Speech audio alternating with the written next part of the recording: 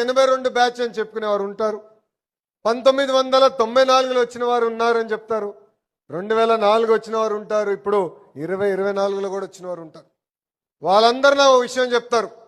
అయ్యా నేను 1982 నుంచి ఉన్నా, మీరు మమ్మల్ని గుర్తించాలంటారు. నేను పదే పదే అన్ని సమావేశాల్లో ఒక మాట చెప్తున్నా, సీనియర్లీ జూనియర్లీ గౌరవిస్తా, పనిచేసే వాళ్ళని నేను ప్రోత్సహిస్తానని చెప్తాను జరుగుతుంది. పార్టీ ఏ కార్యక్రమానికి పిలిపించినా మనం పనిచేసిన రోజే పార్టీ బలోపేతం అవుతుంది. పాదయాత్రలు ఇక్కడున్న చాలా మంది నాతో నడిచారు. ఆనాడు మీరే చెప్పారు, అయ్యా ఫోటో దిగే వాళ్ళకి పనిచేసే వాళ్ళకి తేడా మీరు చెప్పాలని. ఆ రోజే చెప్పారు, టెక్నాలజీ తీసుకొస్తాం, టెక్నాలజీతో జోడించి మనం పనిచేస్తేనే పనిచేసిన వాళ్ళకి పనిచేయని వాళ్ళకి తేడా తెలుస్తుంది నాకని చెప్పారు.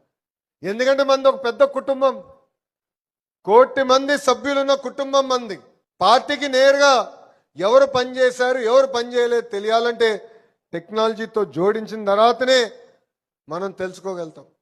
మొన్న జరిగిన ఎన్నికల్లో టాప్ 3 మెజారిటీతో గెలిచిన 2 నియోజకవర్గాలు, ఒకటి గాజువాక, ఇంకోటి మంగళగిరి నియోజకవర్గం.